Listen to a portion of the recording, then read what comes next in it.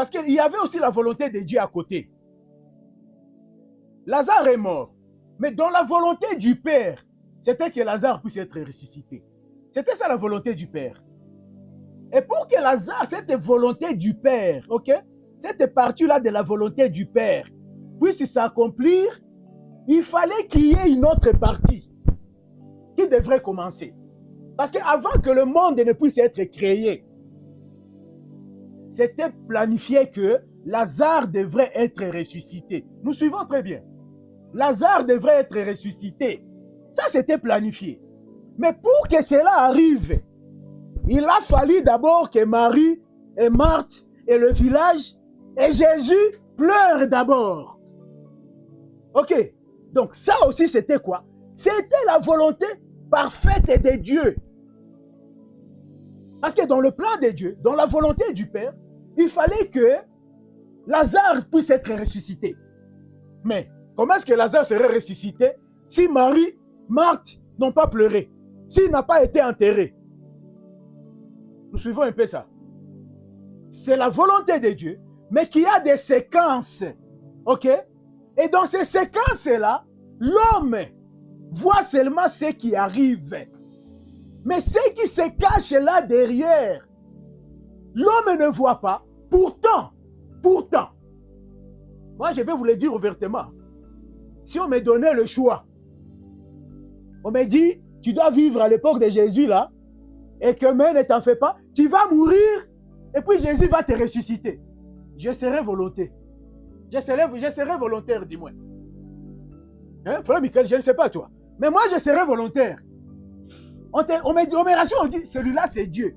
Tu vas mourir et tu vas ressusciter. Je dirais que ça m'arrive. Parce que, ne vous en faites pas, c'était quand même une chose glorieuse dans la vie de Lazare. Oui.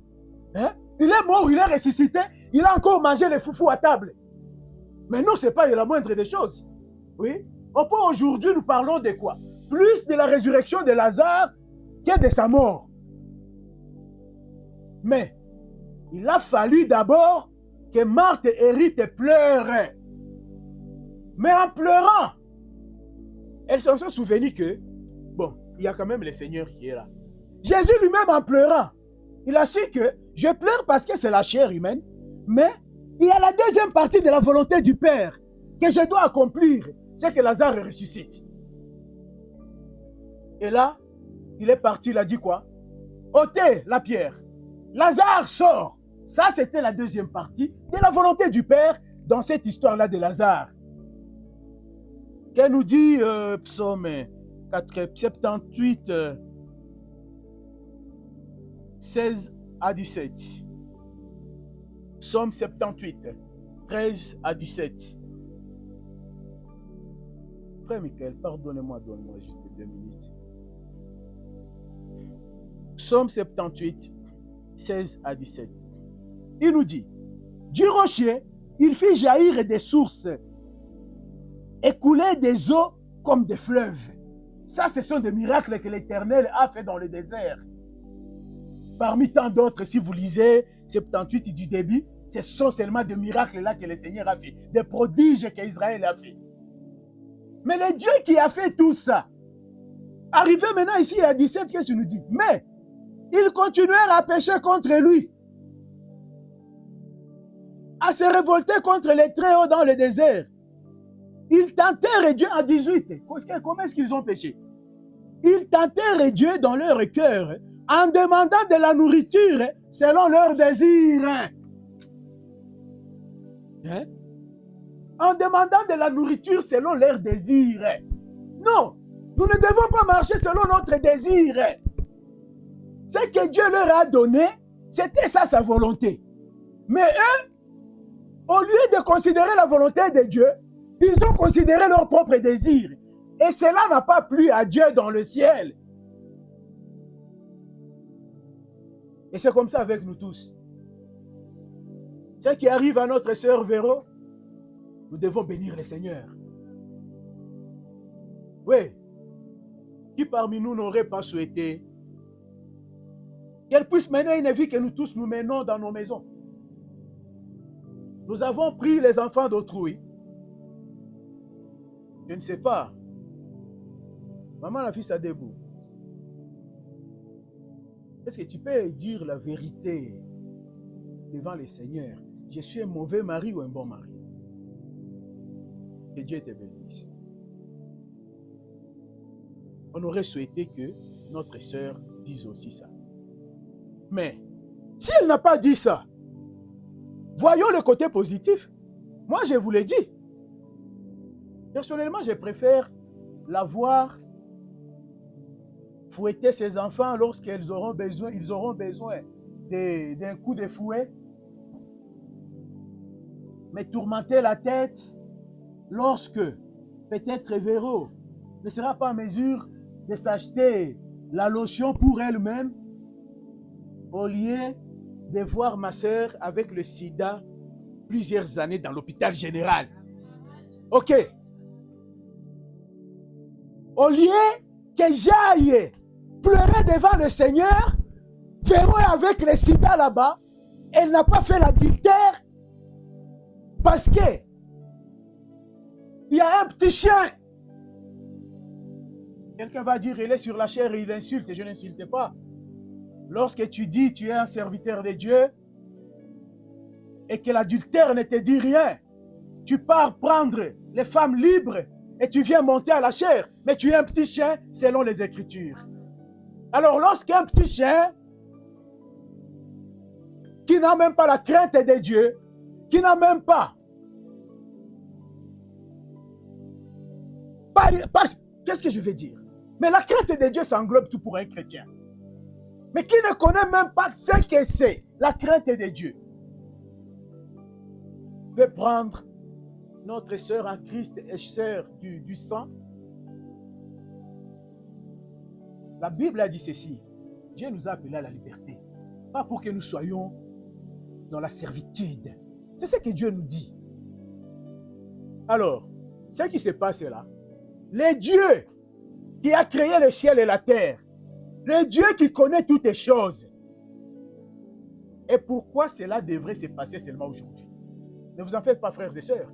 Il faut des fois qu'on puisse, on se met là-bas, on se pose des vraies questions. Parce que des fois, si tu ne te poses pas de bonnes questions, tu n'auras pas de bonnes réponses. Pourquoi seulement dans cette fourchette de période? Ça a commencé, c'était le 20 novembre, non?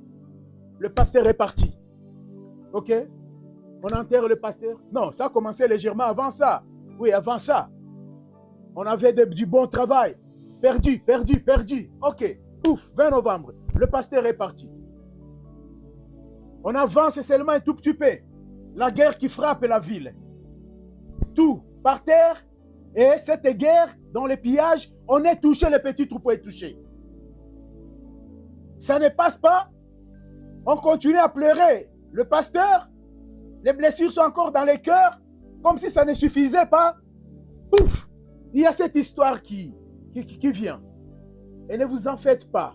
Cette histoire a commencé avec quoi? Il ne faut pas laisser que les diables vous volent la face. Non, cette histoire a commencé, c'est la guerre contre la vérité. Pourquoi? Parce que le premier SMS ou WhatsApp qui est venu lorsqu'il était à Béni, nous l'avons. C'était quoi? Sœur Véro nous avait envoyé ça. C'était quoi?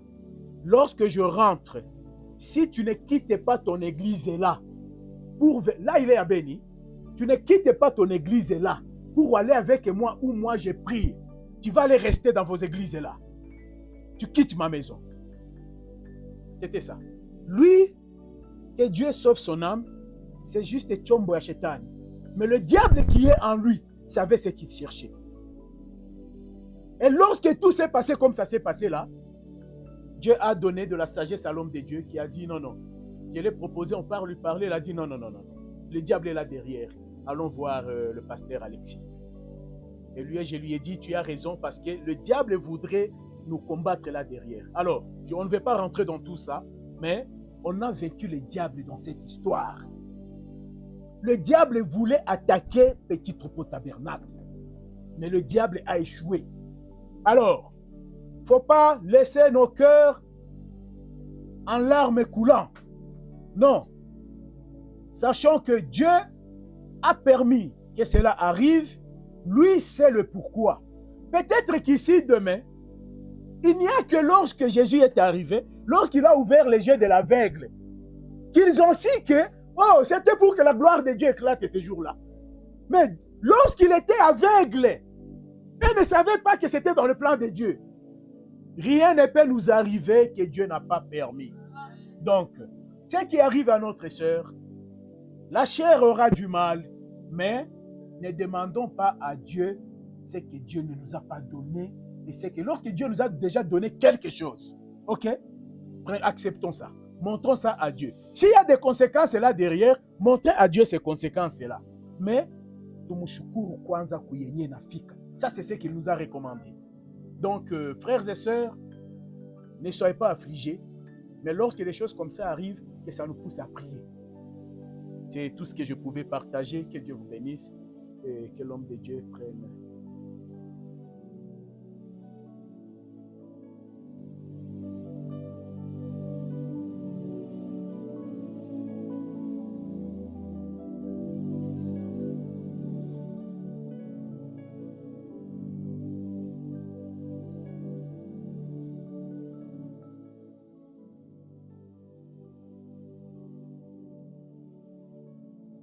Toutes choses concourent au bien de ceux qui aiment Dieu.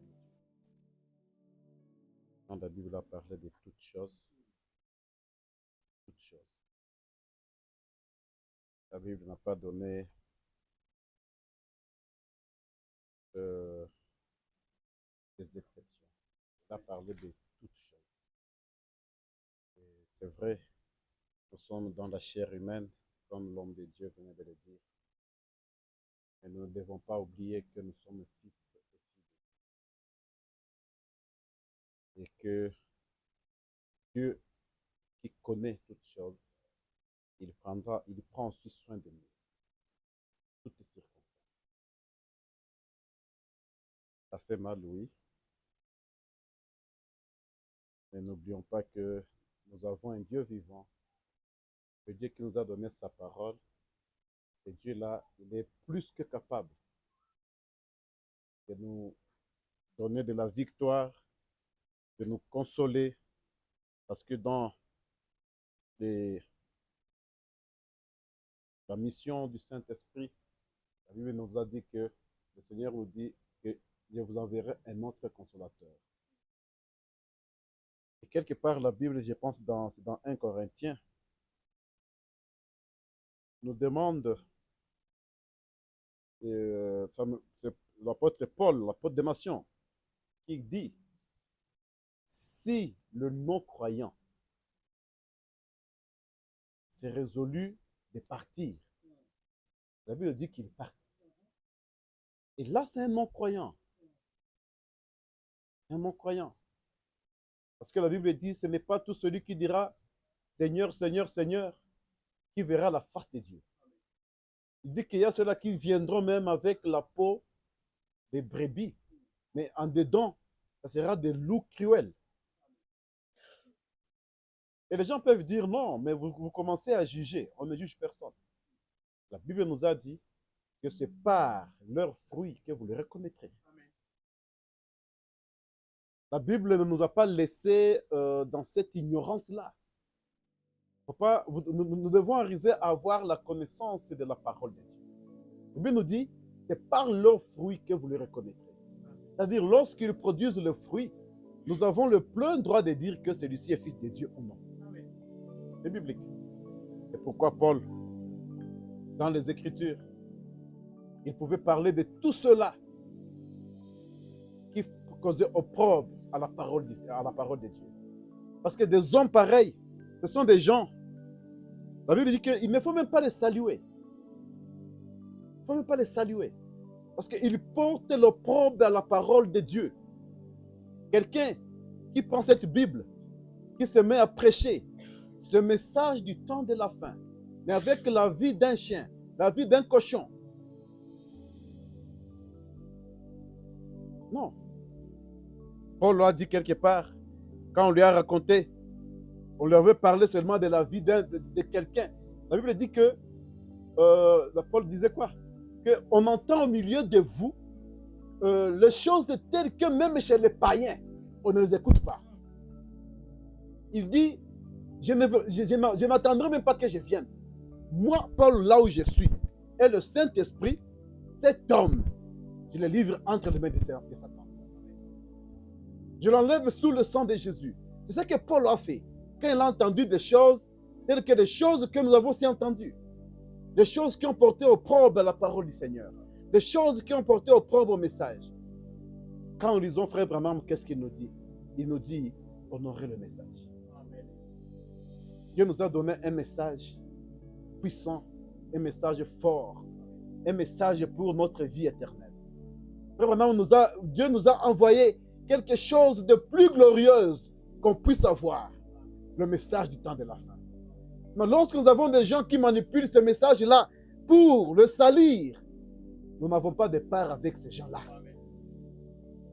C'est pourquoi ce qui est arrivé, bénissons Dieu pour ça. Et le Seigneur prendra soin de ses enfants. Le Seigneur prendra soin de nous tous, parce que telle est la parole. Pourquoi la nuit, quand j'essayais de méditer, j'ai manqué quelque chose. J'ai prié Dieu et vers la fin, il m'a donné ces thèmes que nous allons parler pendant quelques temps. Vous vivrez aussi. Mais avant de commencer, nous allons lire d'abord la parole de Dieu. Mettons-nous debout, lisons Romains chapitre 8, le 11e verset. Romains 8.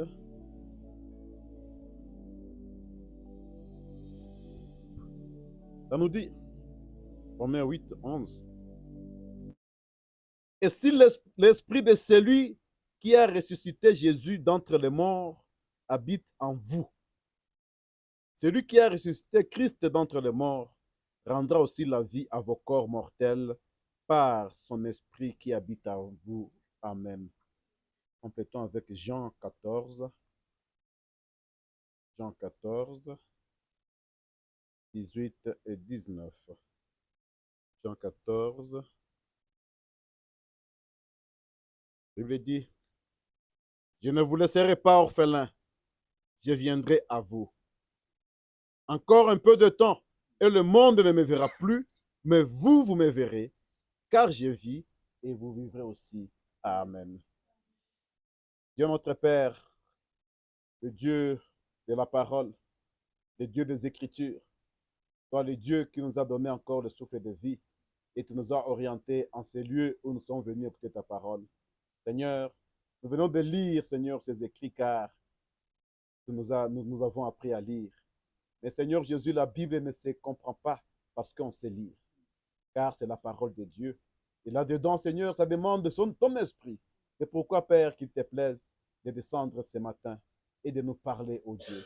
De prendre ton serviteur seulement comme un vase que tu vas utiliser et que toi seul, Père, puisses nous donner ce qui est écrit dans ce que nous venons de lire. Car, Seigneur, c'est cela qui donnera la vie à nos âmes, à nos corps, ô Dieu. Nous t'invitons, Père, à prendre le contrôle. Au nom de Jésus-Christ. Amen. Nous pouvons nous asseoir. Nous allons de voir dans Romains,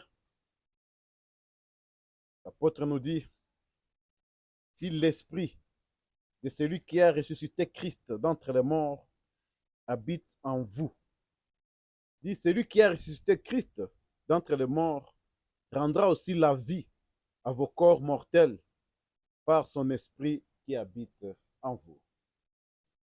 Rendra aussi la vie à vos corps mortels. Nous portons un corps qui est un corps mortel. Nous portons un corps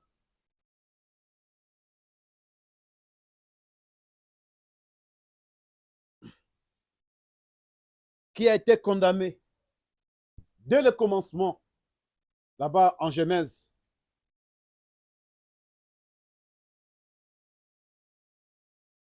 Là, en Genèse, lorsque l'homme a péché, lorsque l'homme n'a pas obéi à la parole de Dieu, il y a la mort qui est entrée. Et cette mort-là, Il a poursuivi l'homme. Il fallait qu'il y ait quelqu'un qui viendra. Il fallait qu'il y ait quelqu'un qui devrait venir pour que cet homme puisse recouvrer la vie. Et pas n'importe quelle vie, la vie que Dieu seul lui avait donnée. Et cette vie-là, elle n'était nulle part ailleurs, si ce n'est seulement dans la parole du Seigneur. Si seulement lorsque le Seigneur lui-même donnait cela. C'est pourquoi nous allons lire dans Genèse chapitre 1. Là, au commencement, lorsque Dieu a commencé toutes choses. La Bible nous dit dans Genèse chapitre 1, verset 27. Là, la Bible nous parle de l'histoire du premier homme qui est tombé. Verset 27, la Bible nous dit, qu'est-ce que la Bible nous dit? Dieu créa l'homme à son image. Il le créa à l'image de Dieu. Il créa l'homme et la femme. Une autre version dit, il le créa mâle et femelle. Là, au commencement, quand tout a commencé, Dieu crée l'homme. Il le crée à son image. Mais il crée cet homme, il le crée double. Dans Genèse chapitre 2, verset 7, il y a Dieu qui continue avec son travail. Qu'est-ce que ça nous dit là-bas? Ça nous dit, l'Éternel Dieu créa l'homme de la poussière de la terre. Il souffla dans ses narines un souffle de vie et l'homme devint une âme vivante. Vous voyez que l'homme, Dieu crée l'homme. Il le crée. Comment Dieu l'a créé? Dieu l'a créé en prononçant la parole. Il a créé le premier homme en prononçant la parole. La Bible nous dit qu'il le créa homme et femme. Il le créa mâle et femelle. Le premier homme qui a été créé, lorsque Dieu l'a créé, il l'a créé comme cela. Et après, la Bible nous dit qu'il est arrivé à ce que Dieu a soufflé dans les narines de cet homme. Et cet homme est devenu une âme vivante. Cet homme pouvait marcher. Cet homme pouvait se mouvoir, comme je suis là maintenant, comme chacun là maintenant. C'est ça, c'est que Dieu nous a créés. Mais quand nous lisons les Écritures, la Bible nous dit que Dieu donna à l'homme le devoir de protéger la terre. Et Dieu lui donna aussi à nommer chaque animal, tout ce qui existe sur la terre. Et quand l'homme a fait tout cela, l'homme s'est retrouvé que lui, il était seul. Chaque animal était avec son semblable. Mais lui, l'homme, s'est retrouvé seul. Qu'est-ce que la Bible nous dit? Dieu n'a pas créé une nouvelle personne. Dieu n'a pas créé un autre homme pour qu'il soit deux. Mais Dieu, qu'est-ce qu'il a fait? Dieu a pris seulement cet homme-là. Il a fait sortir la partie qui était la partie féminine de l'homme. C'est ce que Dieu a fait. Aujourd'hui, je lirai je pense que c'est seulement le lever du soleil du 18 avril 1965. C'est la prédication qui va nous permettre d'acheminer et de continuer tel que le Seigneur va le permettre qu'on puisse le faire. Le lever du soleil, c'est le lever du soleil. Et 18 avril 1965.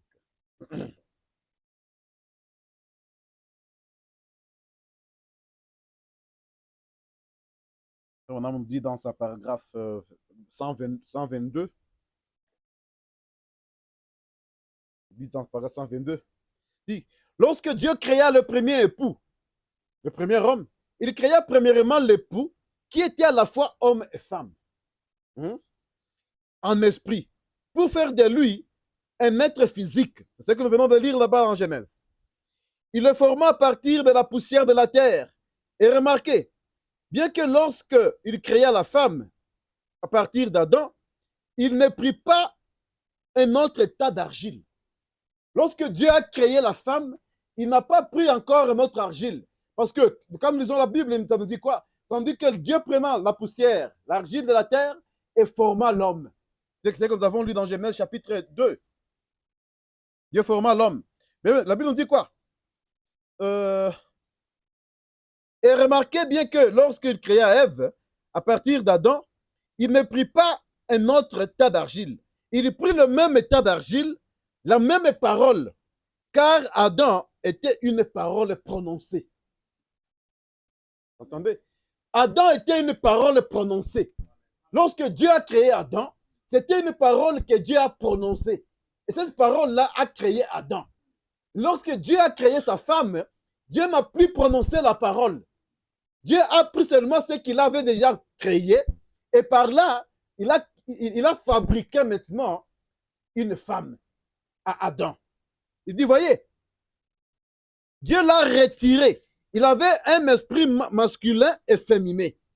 Et il retira l'esprit féminin d'Adam et l'a mis dans son épouse. Parce que Dieu n'a jamais créé Ève. Est-ce que vous le savez? Dieu n'a jamais créé Ève. Dieu a créé la femme. Mais Ève, c'est une conséquence qui est venue après le péché.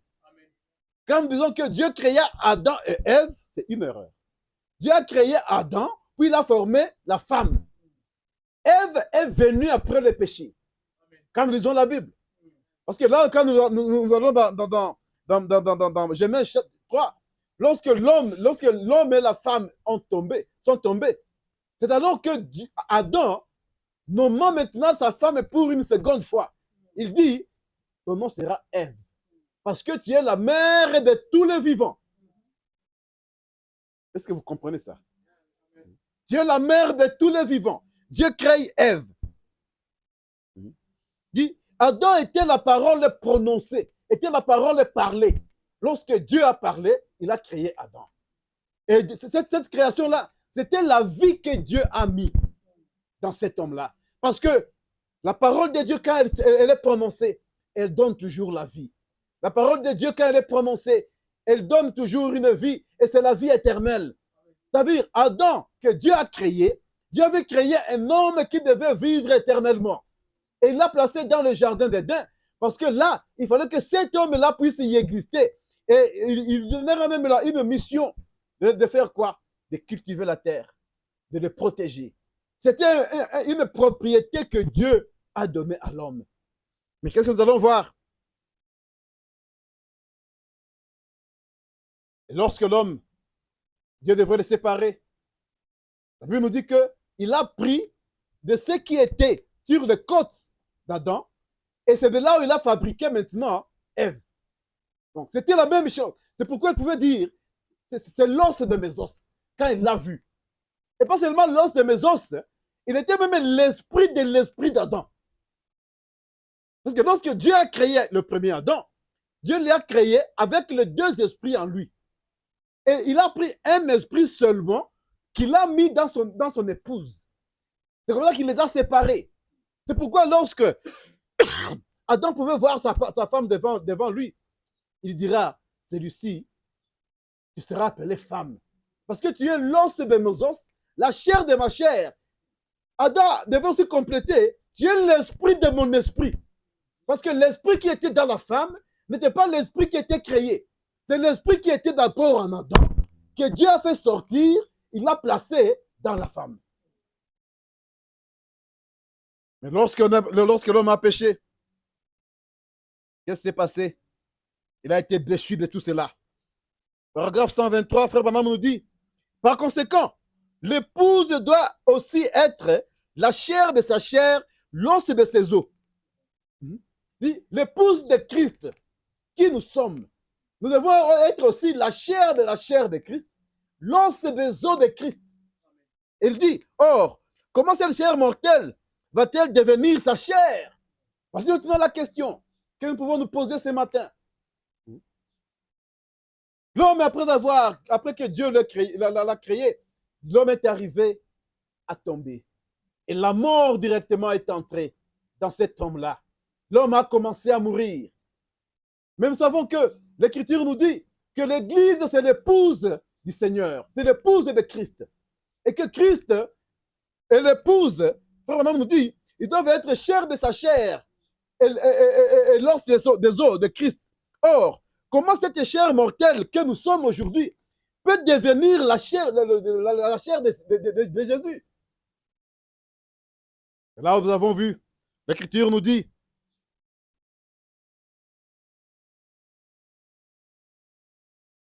comme la première femme, la femme d'Adam, était sortie entièrement d'Adam, son corps et son esprit. De même aussi, nous verrons ce matin que l'épouse du Seigneur, cette épouse-là, elle n'est pas quelque chose de différent de son maître. L'épouse, c'est le corps du Seigneur. Et c'est son esprit même qui fait que cette épouse soit appelée l'épouse du Seigneur. Parce que ce n'est pas un autre esprit que Dieu pouvait avoir à mettre dans cette épouse, mais c'est cet esprit-là qui était dans le Seigneur, qui est ce matin dans son épouse aujourd'hui. Ce n'est pas quelque chose d'autre, de nouveau. C'est pourquoi il pouvait dire à son épouse, les œuvres que j'ai faites, vous les ferez aussi. Pourquoi? Parce que cette épouse devrait être animée du même esprit. Quand Adam était devant sa femme, il se voyait lui-même. C'était le reflet de la femme, d'Adam, mais c'était le reflet au féminin. C'était Adam au féminin. C'est pourquoi dans le mariage, la Bible dit désormais, ils ne sont pas deux, ils sont un seul corps. Pourquoi ils sont un seul corps? Parce que Dieu a pris la côte d'Adam, il a fait sortir dedans une femme. Et il a pris le même esprit qui était Adam. Quand Adam marchait, quand Adam était en train de nommer chaque animal, il était lui et sa femme qui étaient là-dedans, qui faisaient toutes choses. Donc tout ce qu'Adam a fait, sa femme aussi le faisait. La femme d'Adam a nommé chaque chose qui existe. Est-ce que vous le croyez? Et c'est pareil aussi avec Christ.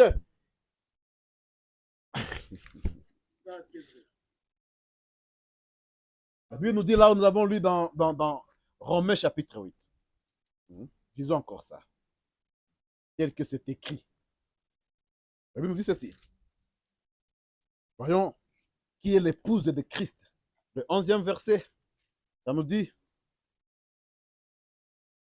Et si l'esprit de celui qui a ressuscité Jésus d'entre les morts habite en vous. Quand Jésus était mort ici sur la terre, quand il est venu, parce qu'il avait aussi une mission. La mission, il est venu chercher son épouse. Il est venu racheter son épouse. Maintenant, comment nous allons arriver, nous, à être les mêmes avec le Messie? C'est là où la question s'est posée. Comment ma chair, comment mon être peut arriver à revêtir de l'immortalité? Parce que lui, le Seigneur Jésus-Christ, il est immortel.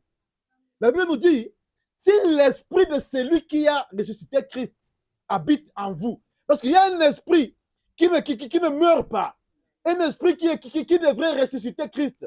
Il dit, si cet esprit-là habite en vous, il dit, celui qui a ressuscité Christ d'entre les morts rendra aussi la vie à vos corps mortels par son esprit qui habite en vous. C'est pourquoi le Seigneur pouvait dire à ses disciples, il dit, encore un peu de temps, et vous ne me verrez pas. Et le monde ne me verra pas. Mais vous me verrez. Pourquoi? Parce que cet esprit devait revenir. Cet esprit devait encore revenir. Et ça ne devait pas venir pour tout le monde. Ça devait venir pour ceux-là qui étaient semblables à lui. L'esprit du Seigneur, quand il est venu pour vivifier ceux qui étaient morts, il n'est pas venu pour faire, pour donner la vie à tout le monde. Non, non, non, non, non, non. Il est venu chercher seulement ceux qui étaient son épouse, les membres de son épouse. Christ n'est pas venu mourir pour que tout le monde reçoive la vie. Parce que là, il est dit même dans Jean. Qu'est-ce qu'il dit? Il dit dans Jean 10, je pense. Non, ça doit être Jean 17. Hein. Quand il est en train de prier, qu'est-ce qu'il dit? Ah, on va y arriver. On va y arriver. Disons, frère Branham, un tout petit peu. Nous sommes en train de voir comment cet esprit-là doit rendre la vie. Parce qu'il dit, vous vivrez aussi. Frère Branham dit au paragraphe 124, il dit, oh là là, les prédestinés, bien sûr, qui sont semblables à la semence enfouie en terre. C'est-à-dire quoi? Il y a cette semence-là, lorsque le soleil sort, lorsque Dieu a dit que chaque semence produise selon son espèce. Cette parole-là, elle est amène pour toutes choses. C'est pourquoi même Adam, devrait produire selon son espèce. Amen. Adam devait avoir une femme qui sera la femme de son espèce. Amen. C'est pourquoi Dieu l'a fait sortir d'Adam. Dieu n'a pas cherché une femme en dehors d'Adam. Il l'a fait sortir des côtes d'Adam directement. Parce que Adam devait produire selon son espèce. Amen. Même l'esprit qui était dans la femme d'Adam, cet esprit-là était d'abord en Adam. Alléluia. C'était l'esprit d'Adam qui était dans son épouse. Amen. Et c'est pareil aussi avec l'église aujourd'hui. C'est pareil avec l'église ce matin. Oh Dieu. L'église ne marche pas avec un autre esprit Alléluia. que l'esprit qui était seulement en Christ. Amen. Ça, c'est vrai. Et c'est là. Amen. C'est là où maintenant le prophète nous dit ceci. Il dit, oh là là, les prédestinés, bien sûr, qui sont semblables à la semence enfouie en terre. Il y a des gens qui sont prédestinés, des gens qui étaient déjà en Christ dès avant la fondation du monde. Il dit,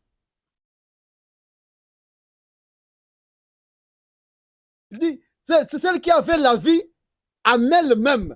Parce que lorsque Dieu nous a créés, quand si tu étais en Christ, bien avant la fondation du monde, c'est-à-dire que tu es éternel. Amen. Si tu es éternel, tu as la vie qui est enfouie en toi. Et cette vie-là, qu'est-ce qu'elle attend? Elle attend seulement la lumière du soleil. Elle attend seulement la pluie. Pour faire quoi? Pour se manifester. Alléluia. Le prophète nous dit ceci. Il dit, il y a plusieurs d'entre elles qui sont mortes. Les semences qui sont mortes. Pourquoi? Elles étaient tout simplement des semences pourries. Amen. Nous avons seulement aujourd'hui des semences qui sont pourries d'avance.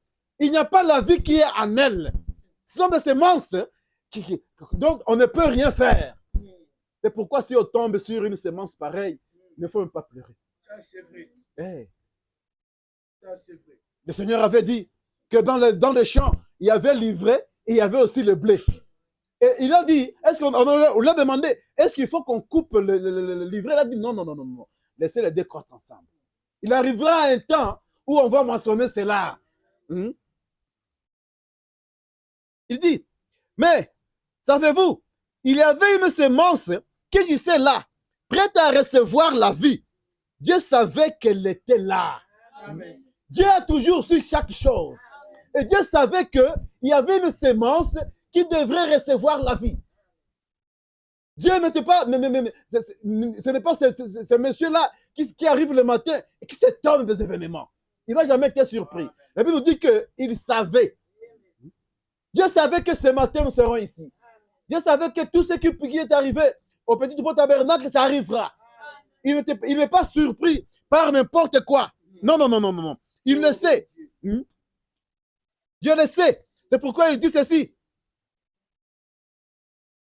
En connaissant cela, Dieu nous parle maintenant dans Jean chapitre 10, versets 26 à 28.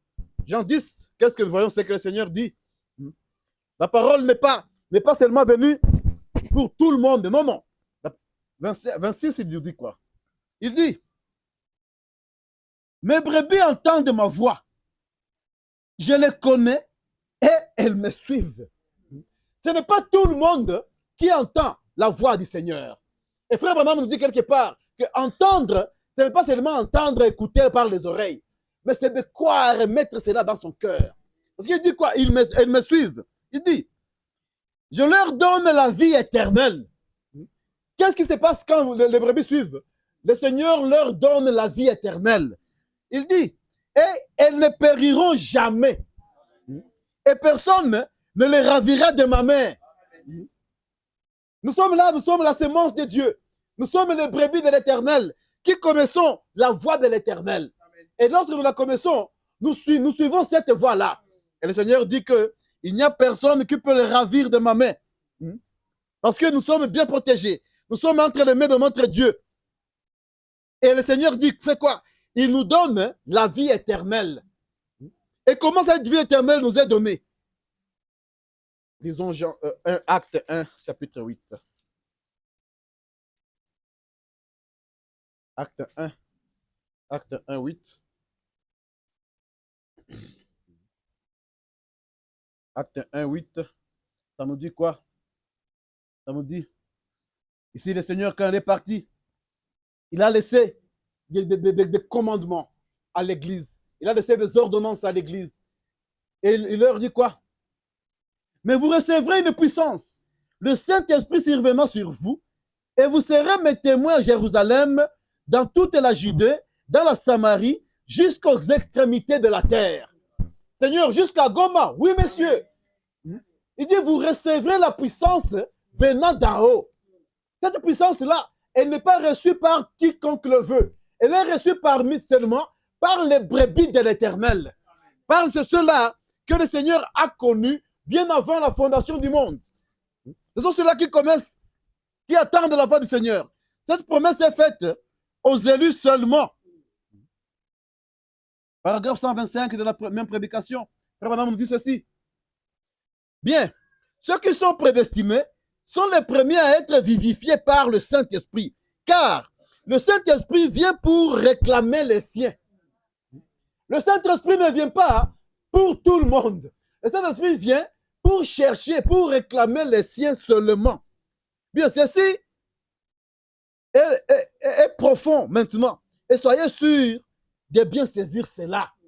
Le prophète nous dit quoi? Nous dit le Saint-Esprit quand il est venu, comme le Seigneur l'a promis ici dans Actes, il dit ça ne vient pas pour tout le monde. Ça vient réclamer seulement les siens. Et les siens, ce sont ceux-là qui entendent la voix de l'Éternel et qui le suivent. La Bible dit quelque part, le Seigneur a dit qu'ils ne peuvent pas suivre la voix d'un étranger. Parce qu'un étranger, c'est qui? C'est quelqu'un qui ne vient pas avec la parole de Dieu. C'est quelqu'un qui vient avec autre chose qui est différente de la parole du Seigneur. Mais ce matin, le Seigneur nous dit ceci, que nous devons entendre sa voix et que lorsque le soleil sort, ça vient pour éclairer cette semence-là. Vous savez, lorsque nous plantons, c'est ceux qui ont fait les champs. Lorsqu'on met, on met les haricots, on met le maïs, on met le blé dans le champ, il y a le cultivateur qui prie Dieu à ce que le soleil puisse sortir, à ce que la pluie puisse tomber. Mais quand ça tombe pour tout le monde. Ça tombe pour les épines, et pour les mauvaises herbes, et pour tout ce qui est dans le champ. Mais et tout le monde reçoit cela différemment. C'est là le prophète nous dit que le soleil est envoyé sur la terre pour donner la vie. Mais ça donne la vie à qui? Ça donne la vie au seul fils et fille de Dieu. La parole de Dieu, quand elle sort pour donner la vie. Mais ça donne la vie à qui? Disons un peu frère Branham dans le paragraphe 126. Il dit ainsi. Bien, de même le soleil a été envoyé sur la terre, non pas pour donner la vie aux cailloux. Sur la terre, il y a des cailloux. Il dit qui sont eux aussi de la terre. Sur cette terre ici, il y a des cailloux. Mais quand le soleil sort, ça ne vient pas donner la vie aux cailloux. Je vais parler à quelqu'un ce matin. Le soleil ne vient pas donner la vie aux cailloux. Il dit, ce n'est pas pour donner la vie à toute la terre.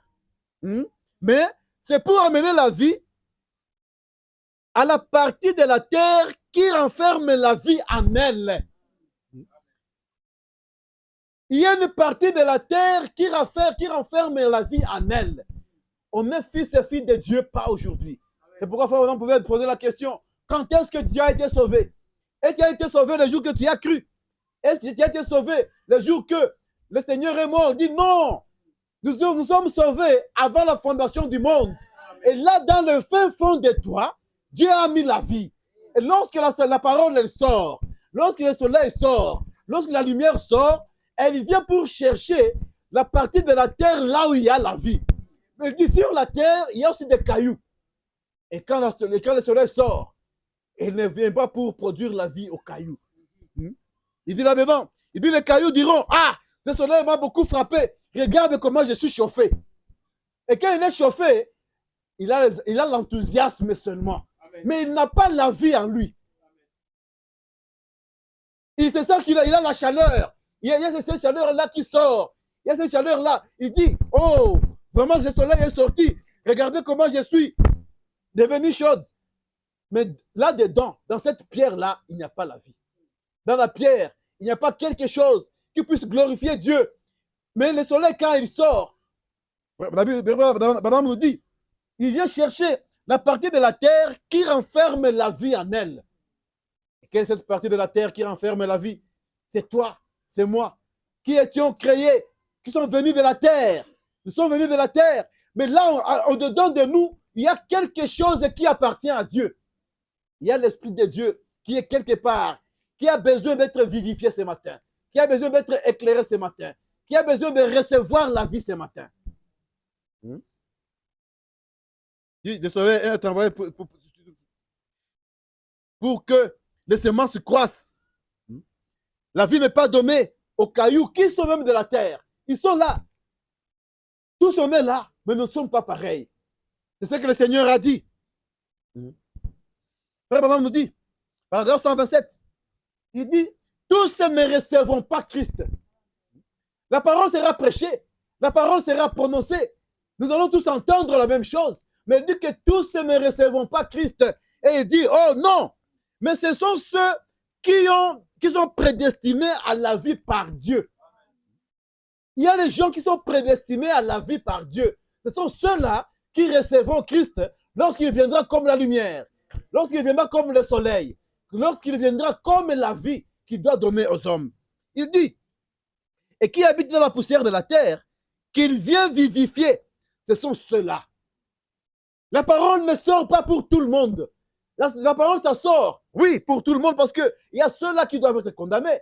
Mais elle vient pour donner la vie à ceux-là seulement qui sont connus par Dieu dès avant la fondation du monde. Parce qu'en eux, Dieu a mis quelque chose. Dieu a mis la vie déjà. Même lorsque nous étions, c'est là la Bible dit, même lorsque nous étions sans Dieu, Christ est mort pour nous. Pourquoi il est mort pour nous? Parce qu'il nous connaissait en avance. Parce qu'il nous connaissait en avance.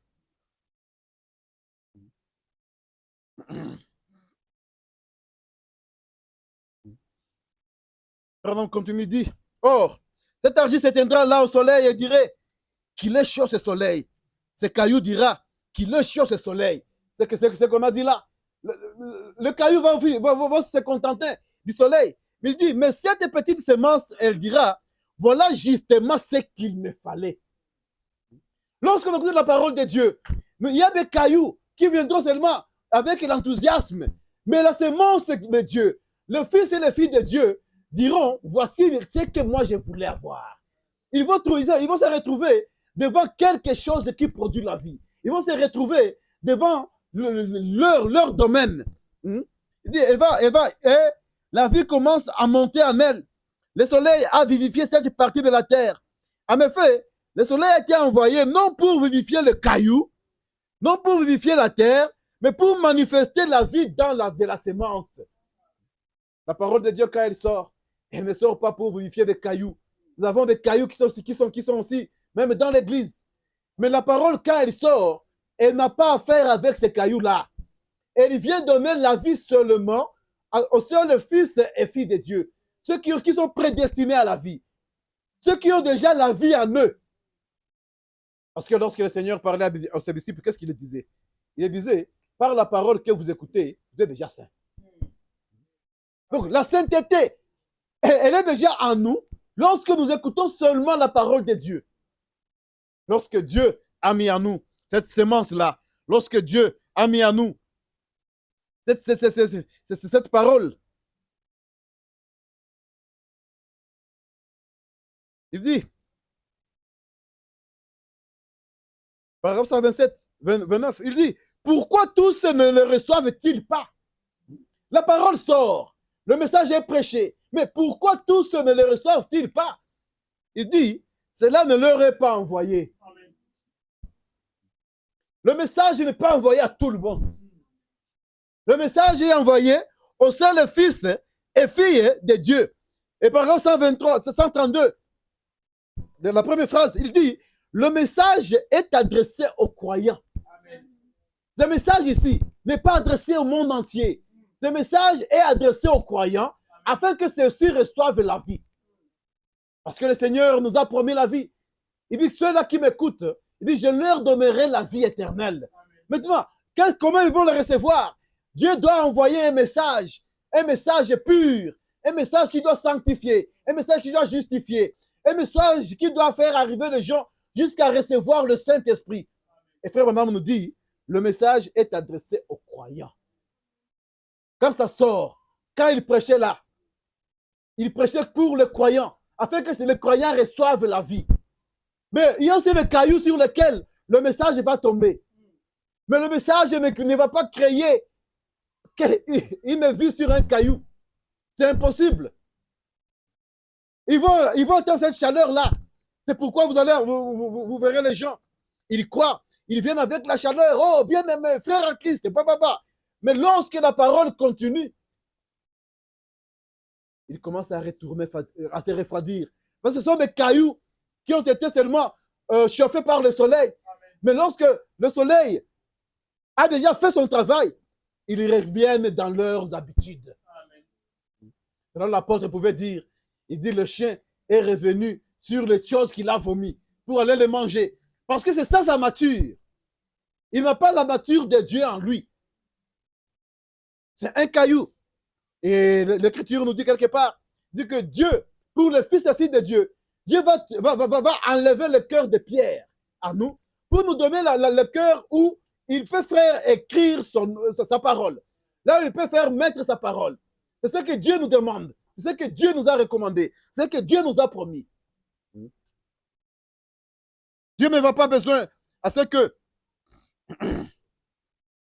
disons Jean 17, chapitre 9. Jean 17, 9, qu'est-ce que le Seigneur nous dit là-bas?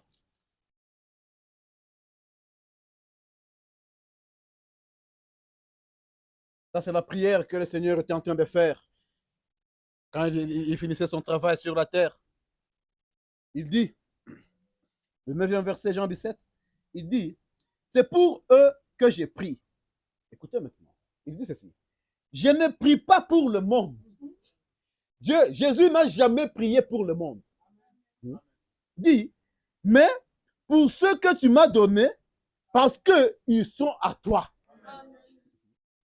Jésus n'a jamais prié pour le monde. Il a prié seulement pour ceux-là qui étaient connus de lui. Ceux-là qui appartenaient à Dieu dès avant la fondation du monde. C'est pour cela que Jésus a prié.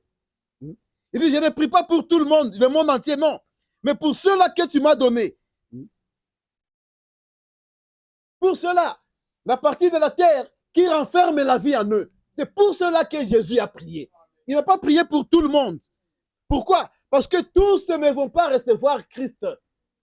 Il y a seulement ceux-là qui ont la vie en eux, qui vont le recevoir. Ceux-là qui ont la vie en eux, qui vont recevoir la vie éternelle.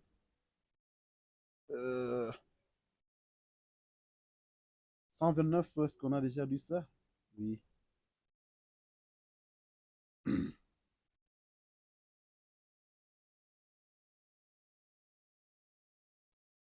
On me dit, mais ceux qui sont en Christ et qui sont une partie de cette sémence, ils ont la vie en eux. La vie que nous avons, cette vie, c'est une vie qui ne vient pas de nous seulement, mais c'est une vie, c'est la vie de Dieu comme nous avons vu avec Adam. Que la femme d'Adam, quand elle a été créée, il n'y a rien de nouveau que cette femme avait qui n'était pas dans Adam premièrement. Et l'Église aussi, c'est la même chose. L'Église n'a rien qui lui appartient à elle seule. Non. Tout ce que l'Église a, c'est ce qui appartient à Jésus d'abord. Ce qui appartient à son époux d'abord. Il n'y a pas une épouse quand il n'y a pas déjà l'époux en qui il y a toute chose qui est prédestinée. C'est pourquoi Dieu avait créé d'abord Adam. Il a mis là-dedans les deux esprits, esprit masculin, esprit féminin.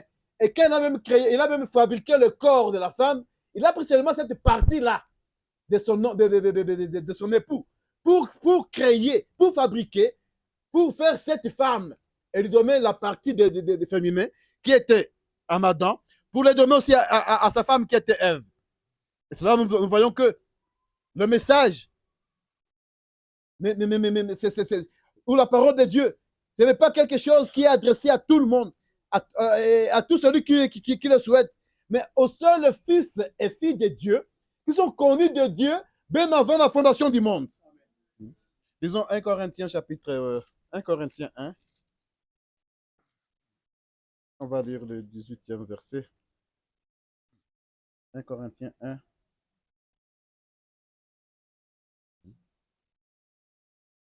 Qu'est-ce que ça nous dit? On dit, la prédication de la croix, car la prédication de la croix est une folie pour ceux qui périssent. Mais pour nous qui sommes sauvés, elle est une puissance de Dieu. De la prédication de la foi est une folie pour ceux qui périssent.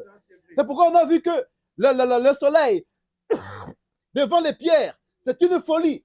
Mais pour ceux-là qui croient, pour ceux-là qui ont la vie éternelle en eux, la prédication de la croix, elle vient pour donner le salut. Elle vient pour ramener l'homme à sa place originelle.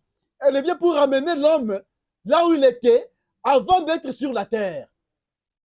Parce que Ève, ou la femme, avant qu'elle soit là, elle était d'abord dans Adam. Tout, et son corps, et son esprit, tout c'était dans Adam. Et l'Église, c'est la même chose. Dieu, avant la fondation du monde, il a créé cette femme-là, il a créé cet homme, il a créé l'Église. C'est là où, je pense, c'est dans Job, il pouvait poser la question à Job, où étais-tu quand j'ai créé le monde?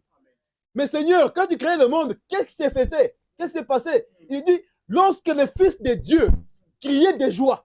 Amen. Donc, lorsque Dieu était en train de créer le monde, il y a le Fils de Dieu qui était en Dieu, en train de voir ce que Dieu était en train de faire. Amen. Ils attendaient seulement les jours qui seront manifestés sur la terre. Mais quand ils sont manifestés sur la terre, ces fils et ces femmes-là, ces hommes et ces fils, les enfants de Dieu-là, ils doivent maintenant retourner là où ils sont venus. Ils ne sont pas venus de nulle part. Non, ils sont venus de quelque part. C'est là où la Bible dit, en parlant du Seigneur Jésus, on dit quoi? Il dit, il savait qu'il était venu de Dieu et qu'il allait chez Dieu. Amen. Parce qu'il venait de quelque part et il allait quelque part. Et il le savait très bien. Et c'est là où l'Église de Dieu, le peuple de Dieu, fils et filles de Dieu, est-ce que parfois, quand nous mettons, est-ce que nous savons d'où nous sommes venus? Est-ce que nous savons où nous allons? Parce qu'il y a quelque chose qui va nous donner à y arriver. Ce n'est pas autre chose, ce n'est que la parole de Dieu. 1 Corinthiens 2, 14 nous dit ceci. 1 Corinthiens 2, 14 nous dit,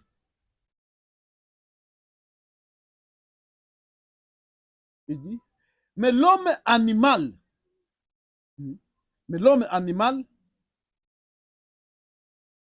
n'accepte pas les choses de l'Esprit de Dieu, car elles sont une folie pour lui, et il ne peut le connaître parce que c'est spirituellement qu'on en juge.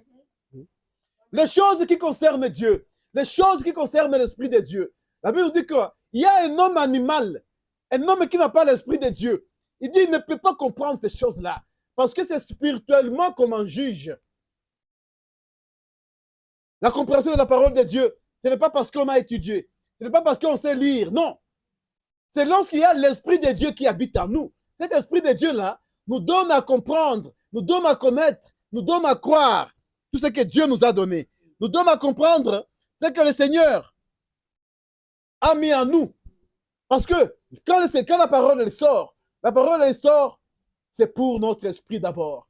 C'est pour notre âme d'abord. Parce que c'est là où le Seigneur veut habiter. C'est là où le Seigneur veut se mettre. C'est là où le Seigneur,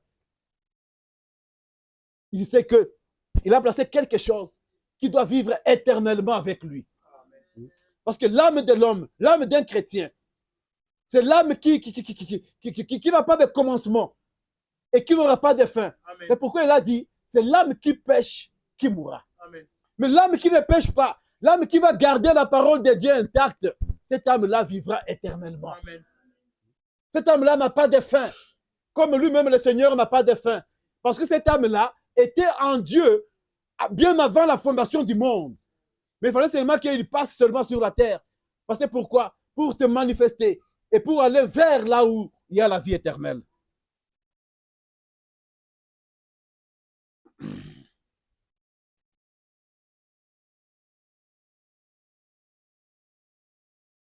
Le message n'est pas quelque chose qui a été envoyé pour tout le monde, mais ça a été envoyé au seul Fils et Fille de Dieu.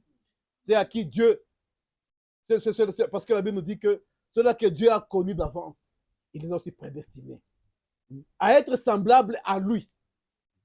Ce sont des choses qui, lorsque nous les lisons, lorsque nous les comprenons, lorsque nous les croyons, ça devait faire que nos cœurs soient dans la joie. Ça devait faire que nos âmes puissent encore remercier Dieu de cette grâce-là qu'il nous a donnée, de le connaître. De connaître qui il est. De connaître ces paroles qu'il a mis dans ses livres, qui nous donnent, qui nous procurent la vie éternelle. Alors, frère Branham nous parle d'une histoire là, d'un aigle qui avait perdu son œuf. Et une fois qu'il avait perdu, il dit cet œuf-là, il y a un chasseur qui était parti, qui avait pris l'œuf, il l'avait jeté au milieu des poules. Dans une poule qui couvait.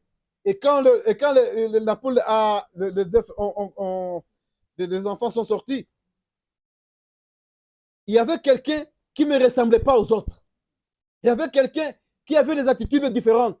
Il y avait quelqu'un qui était là au milieu. Lorsqu'on était en train de parler aux autres, il dit, il ne se contentait pas même de la nourriture qu'il était en train de manger. En lui, il y avait quelque chose, et tout le monde se demandait, mais finalement, oui, il croyait. Pourquoi tu veux te faire différent? Ce n'est pas se faire différent, c'est la nature même de cet animal-là. Il n'était pas une poule, il était un aigle. Amen. Et quand il pouvait marcher, quand tout le monde se contentait de manger ce qu'il pouvait manger, il dit, ces petits poussins-là, cet aiglon, il n'était pas content. Il dit, il mangeait seulement pour vivre. Mais il ne mangeait pas parce que il était joyeux de ce qu'il était en train de manger. Il dit, c'est ce qui s'est passé avec le Fils et le Fils de Dieu. Il y a un certain moment, nous sommes dans des milieux où nous mangeons n'importe quoi. À un certain moment, nous sommes dans des milieux où on mange pour ne pas mourir. Jusqu'à ce qu'un jour, il y a la parole qui va venir. Jusqu'à ce qu'un jour, la mère aigle va venir. Parce que la mère aigle a calculé, lorsque les aiglons étaient sortis, il a vu dans son nid, il y avait quelqu'un qui manquait. Et il est parti le chercher. Alléluia.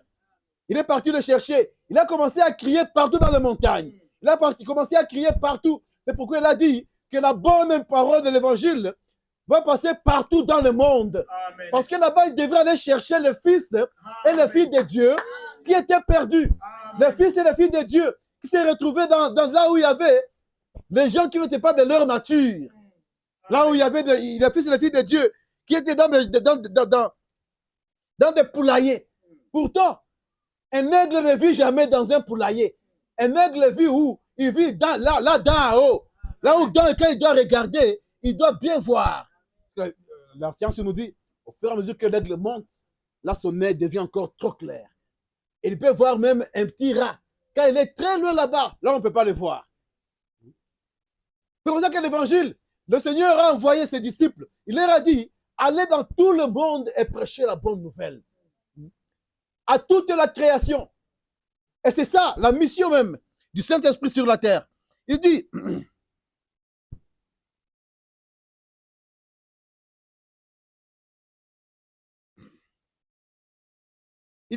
il était un aigle. On lui avait toujours enseigné à regarder au sol, à chercher les insectes ou autre chose dans la basse-cour. Il dit, lui, il était un aigle. Mais là où il habitait, dans l'église où il était, dans une assemblée là où il était, on l'avait appris à regarder toujours par terre, à manger comme une poule. Mais dans sa nature, lui, il était un aigle. Lui, il était un aigle.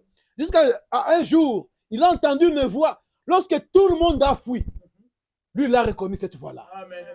Lorsque la maman poule a dit, cachez-vous, lui a dit, non, je connais cette voix. Mais où est-ce que tu as connu cette voix? J'étais dans cette maman avant même que je ne sois né. C'est pourquoi la Bible nous dit ceci. Nous dit que nous étions en Christ bien avant la fondation du monde. C'est pourquoi il dit, mes brebis connaissent ma voix. Mais comment nous l'avons connu? Nous l'avons connu parce que nous étions en lui. Ce n'est pas une voix nouvelle pour nous. Et cet aiglon a entendu, aigle, aigle, où es-tu? Toutes les poules ont fui. Mais lui, qu'est-ce qu'il dit? On nous dit, il a dit, maman, Comment puis-je venir vers toi? Et dit, hey, on va te manger. Là où tu vas dans cette petite assemblée-là, hey, tu n'auras pas ceci, tu n'auras pas cela. Mais qu'est-ce qu'il y a dedans de toi? Qu'est-ce que tu as en toi? Est-ce que s'il y a la parole, s'il y a le message, s'il y a Dieu, il a crié, maman, que puis-je faire pour venir vers toi? Lorsque tout le monde va fuir, lorsque tout le monde va voir d'autres choses, c'est ce qui va frapper à l'œil. Mais il y a une âme là-dedans qui est en train de chercher le Dieu, qui a la soif et la faim de Dieu. Et lorsqu'il entend les paroles de Dieu, il dit, voici ce que moi j'attendais. Voici ce que moi j'ai cherché. Il n'a pas regardé la foule. Ils étaient nombreux. Il y avait beaucoup de poussins. Mais il a dit, mes brebis entendent ma voix. Et ils me connaissent. Et je leur donne la vie. Il dit, et la mère lui a dit, saute tout simplement et mets-toi à battre les ailes, car tu es un aigle. Il dit, comment moi je vais sauter? Il dit, toi saute seulement. Toi crois seulement. Le reste, Dieu le fera. Pourquoi? Parce que tu es un fils, tu es une fille. Tu n'es pas une poule. Laissez les poules manger à la basse-cour. Mais toi, tape les ailes, monte, va manger la nourriture des aigles. Les aigles ne se contentent pas des charognards. Biozo. Ça, ce n'est pas la nourriture des aigles. Les aigles mangent la nourriture fraîche. La nourriture fraîche. Une fois, je suivais une vidéo. Vous savez ce qu'on appelle les aigles pêcheurs. Toutes ces choses-là nous apprennent. Cet aigle, quand il monte, il regarde, il voit dans l'eau. Il voit les poissons qui sont dans l'eau, sous l'eau. Et qu'est-ce qu'il fait? Il descend avec précision, il plonge, et il cherche le poisson, et il remonte avec lui. Parce qu'il ne peut pas aller manger des choses qui sont pourries. Un aigle ne mange pas la nourriture pourrie. Un aigle mange la nourriture qui est fraîche. Or, nous avons vu qu'il y a des gens qui sont venus, qui sont des cailloux, qui n'ont plus quelque chose de vivifiant en eux. On a vu des gens qui se sont comportés comme des chiens, comme des truies, des cochons, qui sont retournés sur des choses. Quand ce message est venu, quand nous étions encore enfants, il y a beaucoup de choses qu'on nous a apprises. On nous a enseigné que ces choses-là n'était pas la parole de Dieu. On nous a enseigné de ne pas boire. On nous a enseigné de ne pas nous suivre avec les femmes. On nous a enseigné, on ne nous a pas parlé de tonnerre, de toutes ces choses-là. Mais où sont venues toutes ces choses? Ce sont des gens qui ne connaissent pas, qui ne devraient pas croire. La Bible, le prophète nous a dit ceci, que tous ne croiront pas. Vont croire seulement ceux-là que Dieu a prédestinés bien avant la fondation du monde. C'est là où il a dit que le message sera cru seulement par les croyants. Alors aujourd'hui, qu'est-ce qui s'est passé? On a des gens qui ont pris le péché et ils ont fait compé avec le péché. Mais l'église de Dieu, le peuple de Dieu, les fils et les filles de Dieu n'ont pas le temps de faire compé avec le diable. N'ont pas le temps de faire compé avec le péché. Parce que Dieu nous appelle à la sanctification. Amen. Dieu nous appelle à la sanctification. Dieu nous appelle à purifier nos vêtements. Pourquoi? Parce qu'il dit, c'est l'esprit qui était en Christ, qui l'a ressuscité des morts, habite en vous.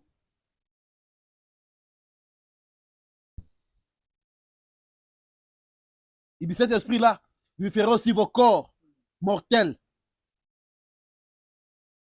Nos corps, avec nos premiers parents, sont morts. Et paragraphe 122, 222. Frère Nam nous parle, il nous dit, avant d'arriver là-bas, il nous parle de ce qui s'est passé lorsque le Seigneur avait donné cet ordre dans Acte 1, quand il a demandé aux disciples que vous recevrez l'Esprit. Mais qu'est-ce qui s'est passé? Le Seigneur était déjà mort. Il est parti. Quand il est parti, les disciples n'ont pas su quoi faire. Pourquoi ils n'ont pas su quoi faire? Parce qu'en eux, ils avaient la parole, mais ils n'avaient pas l'Esprit. La parole était là. Le Seigneur leur avait parlé. Il leur avait donné la mission à accomplir. Mais il y avait quelque chose qui manquait. Et qu'est-ce qu'ils ont fait? Chacun est retourné dans ce qu'il pouvait faire. Là, on pouvait demander à Pierre, toi aussi tu es l'un d'eux. Il dit, eh non, moi je ne l'ai jamais connu. Jamais. D'ailleurs, je viens à peine d'arriver en ville. C'est là où nous étions à l'époque, on avait honte même de dire où est-ce qu'on priait. Parce qu'il y avait quelque chose qu'on manquait. Mais lorsque l'Esprit du Seigneur est venu, lorsqu'on a connu que, nous, Dieu nous a fait grâce, même quand il plaît, nous, on peut suivre la parole de Dieu. Mais la question que je me suis posée un jour, mais le Seigneur, quand il prêchait, dans les rues de Galilée là-bas, et quand il pleuvait, qu'est-ce qu'il faisait? Est-ce qu'il restait sous la pluie? Est-ce qu'il allait dans la maison? Est-ce qu'il allait sous un arbre? Il dit, mais lorsque l'Esprit est venu, il dit ceci. Il dit, avant, il y avait un groupe, comment il les a appelés? Il y avait un groupe de poltrons, de gens qui avaient peur, qui ne pouvaient pas témoigner de la parole de Dieu, qui ne pouvaient pas,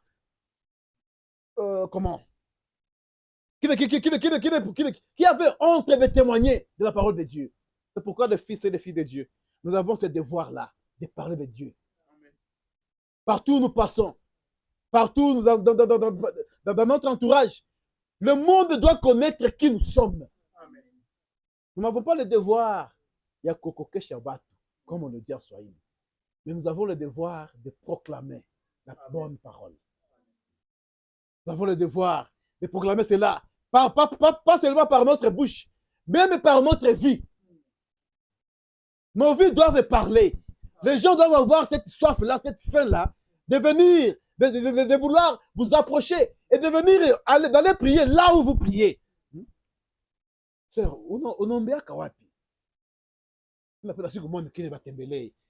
lorsque nous serons le seul le seul qui va produire la soif aux gens. Le Seigneur leur dit, il leur dit quoi? Il dit, vous allez attendre, vous allez avoir l'Esprit. Quand lui, il viendra, là, il va vous enseigner. Quand l'Esprit est venu, qu'est-ce qui s'est passé là-bas?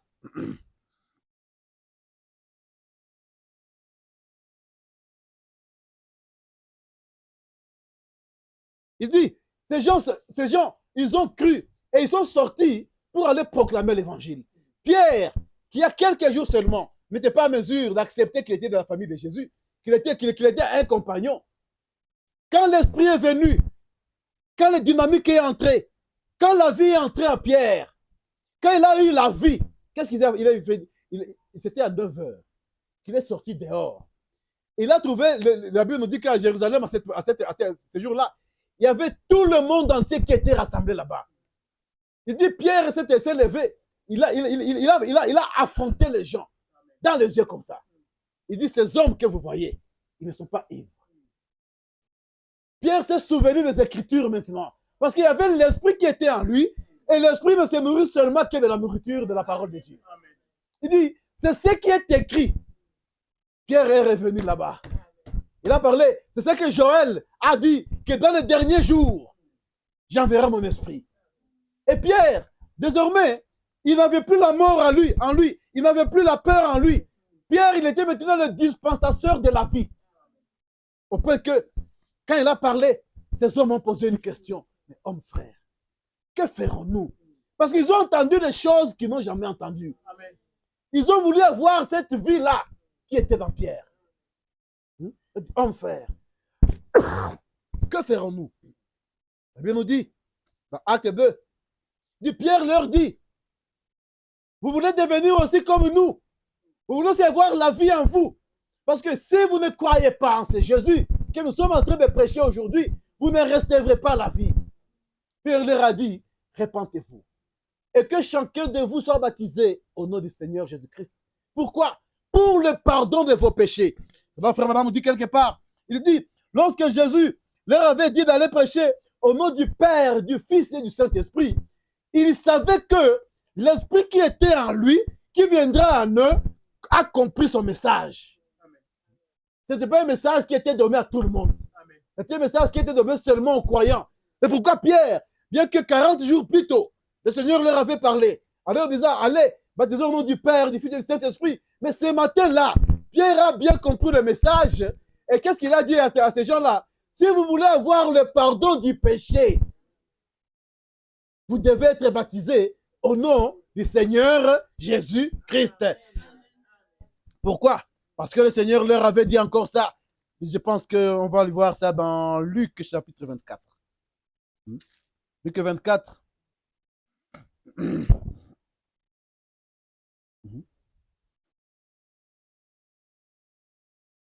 On va commencer au verset 45.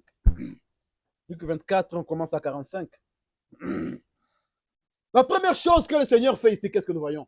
Il dit, alors il leur ouvrit l'esprit.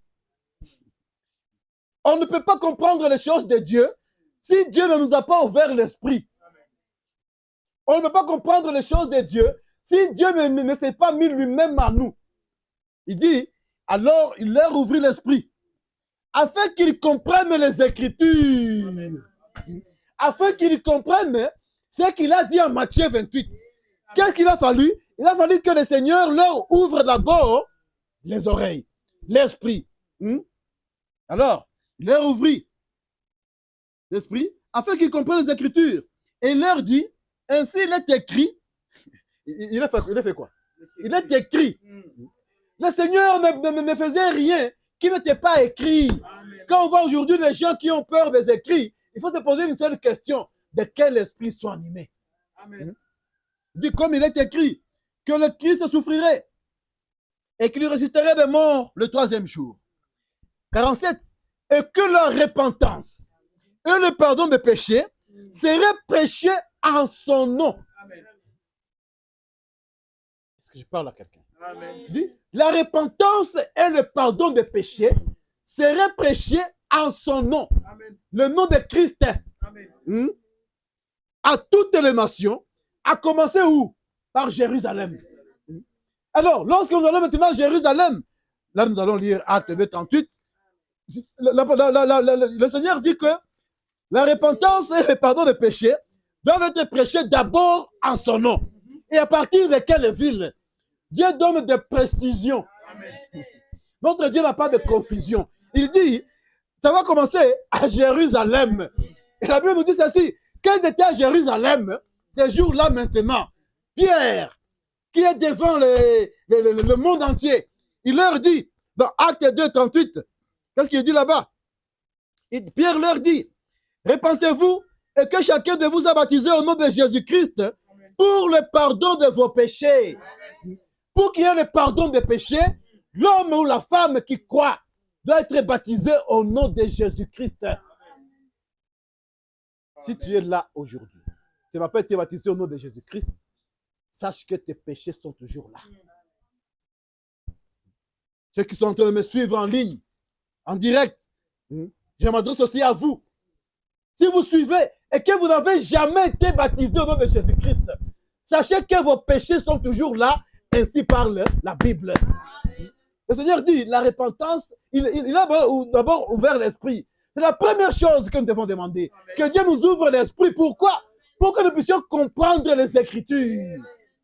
Et là, il pouvait dire, l'Écriture tue. Mais c'est l'esprit qui vivifie. Quand l'esprit maintenant a ouvert l'esprit de Pierre, il a compris les Écritures. Il a compris que les gens devaient être baptisés au nom du Seigneur Jésus-Christ pour que leurs péchés leur soient pardonnés. Amen. Et après ça, qu'est-ce qui s'est passé après? Il dit,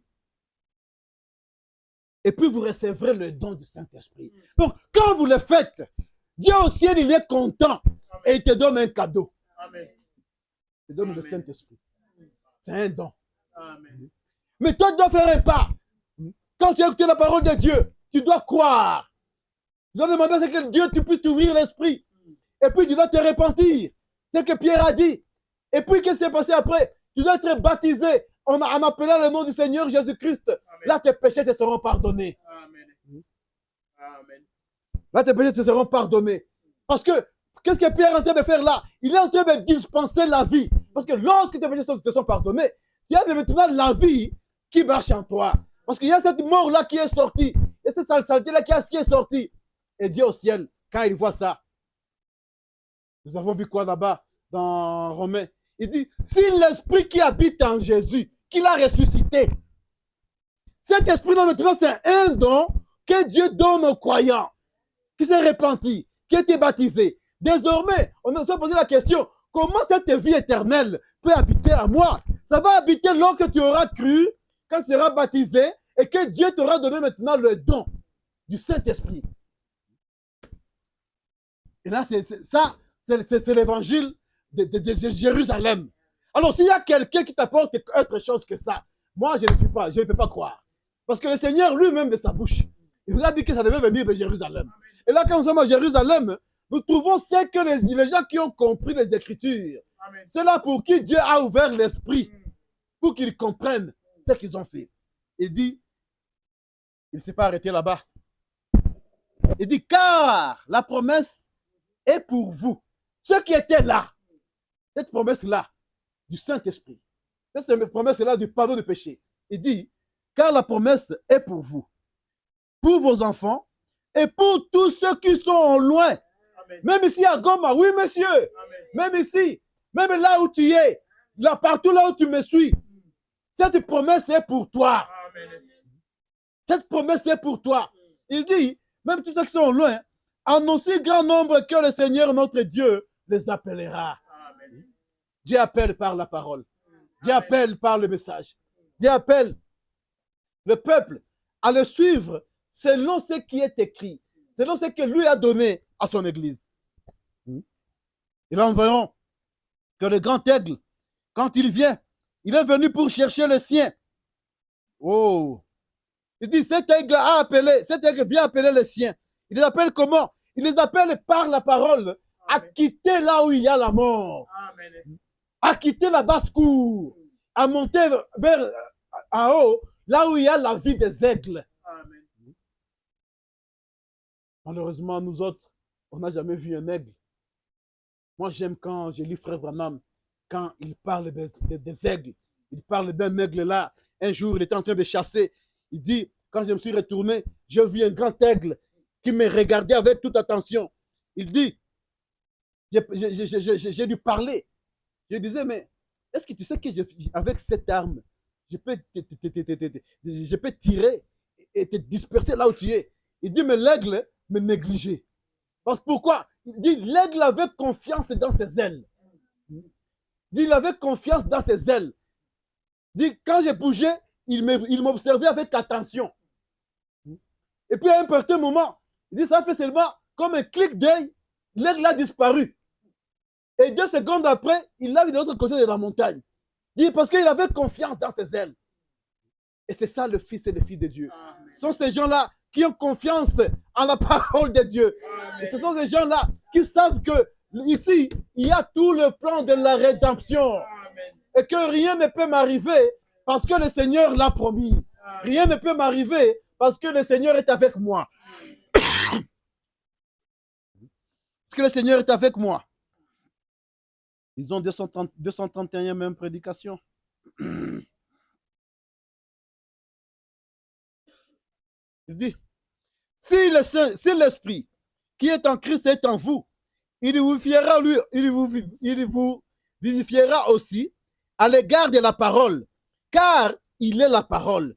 Si par contre vous êtes vivifiés en vous éloignant de la parole, alors ce n'est pas l'Esprit de Christ qui est en vous.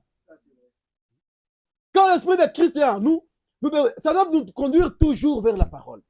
Parce que l'Esprit de Dieu ne se nourrit seulement que de la parole. Mais lorsqu'il y a des choses qui sont à l'encontre de la parole de Dieu, c'est qu'il n'y a plus, ce n'est plus l'Esprit de Christ. Ça, c'est l'esprit du monde. Et il nous a enseigné ici que le monde n'a pas d'esprit. C'est Satan qui a son esprit, qui circule, qui contrôle le monde. Parce qu'il avait même dit lui-même. Et Jésus n'a jamais refusé ça. Le diable a dit au maître que regarde le monde entier. Ça m'appartient. Je le donne à qui je veux. Jésus n'a jamais dit tu as menti.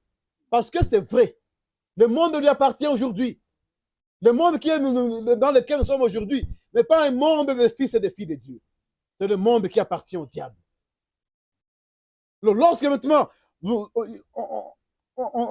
a la parole ou quelque chose, c'est là où Paul pouvait dire, on est venu vous enseigner un autre évangile. Il dit comme si ça existait. Il y a un seul évangile, c'est l'évangile qui est l'évangile de Jésus. L'évangile qui est dans la Bible. L'évangile qui nous apprend à être comme des aigles. L'évangile qui nous pousse à croire chaque parole de Dieu. Pas les choses que les hommes nous donnent.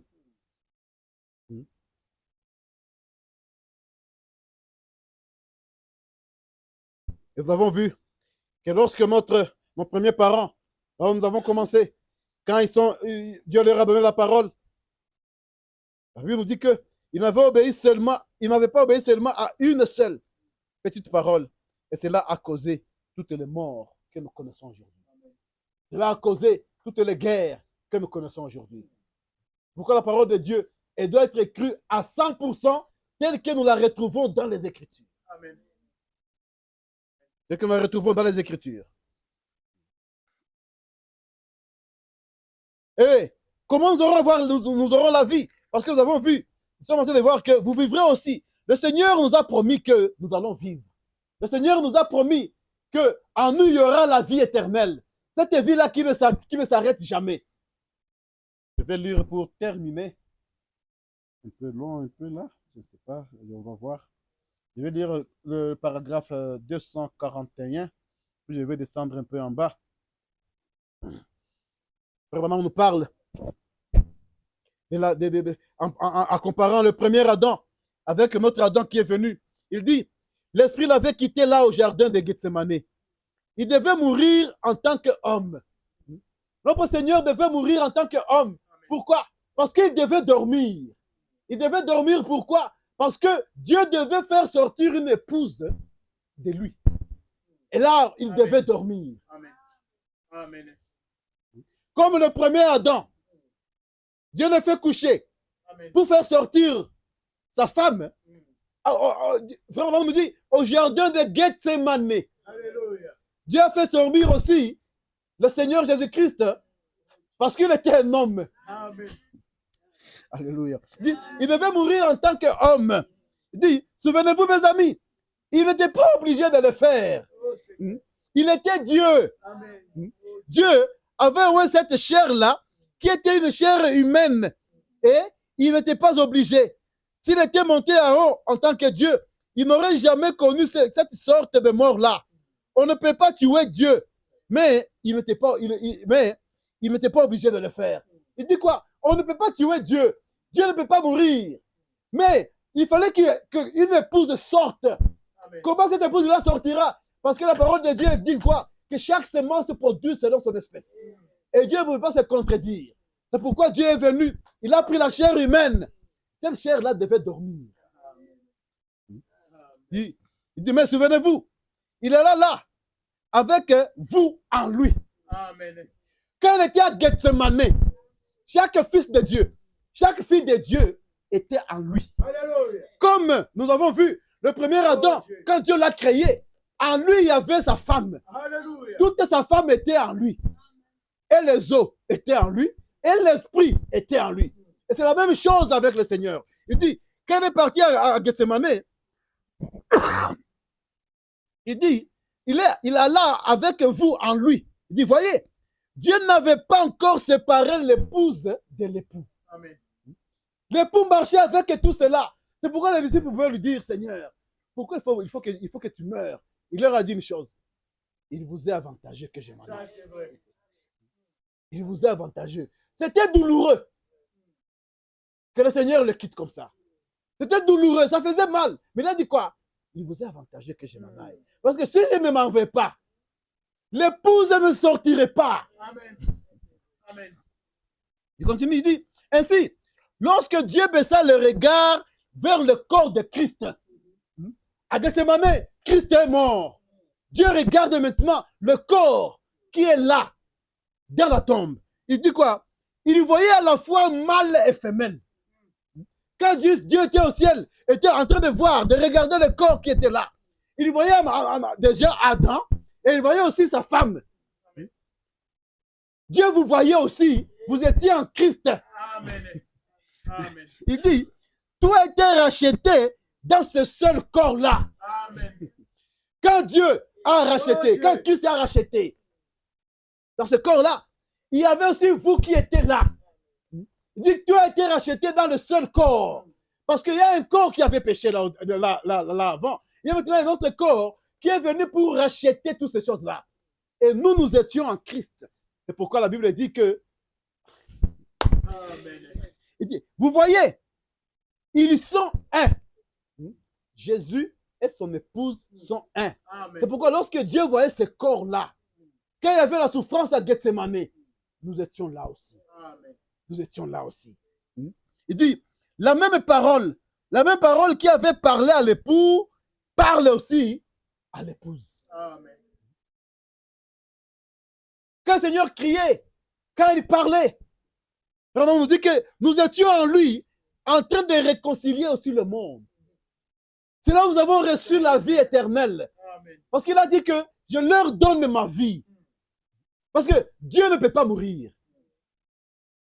Pourquoi Jésus, Dieu ne pouvait même pas laisser à ce que ce corps-là puisse voir la pourriture. Parce que ce corps qui est venu pour faire une tâche bien accomplie. Comment quelqu'un qui dort peut pourrir? C'était impossible. Quand Adam Dieu l'a fait dormir, Adam n'a pas pourri. Amen. Et aussi Dieu était en train de faire sortir l'épouse de Christ. Amen. Et Christ dormait. Et d'ailleurs, lui ne connaît même pas la mort. Et ce jour-là, il a dit à Marthe, ou à Marie, dit ton frère, votre frère dort. Mais s'il dort, il va se réveiller. Oui!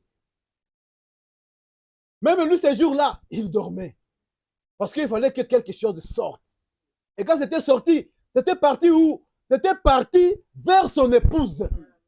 Quand il s'est réveillé, Jésus a vu devant lui qu'il y avait... C'est après la résurrection qu'il leur a ouvert maintenant l'esprit pour qu'ils comprennent. Ils comprennent quoi? Ils comprennent qu'ils sont un avec lui. Et là, l'épouse est sortie. Et l'épouse est sortie avec la vie éternelle. L'épouse est sortie avec la vie de Dieu en lui. Et c'est cette vie-là que nous sommes en train de propager ce matin. Parce que cette promesse a été donnée pour ceux-là et pour même nous qui sommes ici aujourd'hui. Dieu a connu que nous serons ici. C'est pourquoi il a pris Christ. Il l'a mis sur la croix. Il a fait sortir en lui cette vie-là. Il a fait sortir une épouse qui était semblable à lui-même. Cette épouse-là, c'est l'épouse qui vit seulement de la parole de Dieu. C'est l'épouse qui vit seulement de la parole de Christ. C'est l'épouse qui ne peut rien faire, qui ira à l'encontre de la parole de Dieu. Parce que l'épouse et l'époux sont un. Lorsque Dieu était en train de regarder ce corps-là, lorsque Dieu était en train de regarder Gethsemane, il t'a vu, il m'a vu. Et ce qu'il te demande ce matin, c'est que tu puisses seulement croire en lui. C'est que tu puisses seulement lui donner ta vie. C'est que tu puisses seulement lui dire, Seigneur, mais voici, je suis prêt. Et je te laisse faire toutes choses. Je te laisse, Seigneur, prendre le contrôle. Je te laisse, Seigneur, prendre la première place. Je te laisse, Seigneur, mettre à moi cette vie-là. Parce que ça nous dit, si l'esprit, le même esprit-là, qui était en Christ, est maintenant en toi ce matin, c'est le même esprit qui va te vivifier. Et ça vivifie quoi? Ça vivifie le corps, ça vivifie l'esprit, ça vivifie l'âme. C'est pourquoi le chrétien, c'est un chrétien dont tout appartient à Dieu. C'est cet homme-là, c'est cette femme-là dont tout appartient à Dieu. Ce n'est pas quelqu'un, c'est faux. Dieu regarde tout ça. Amen. Parce qu'il dit quoi? Ça vivifiera même vos corps. Maintenant, comment un corps vivifié va vivre comme un corps de mort? Comment un corps vivifié va vivre comme un corps de mort?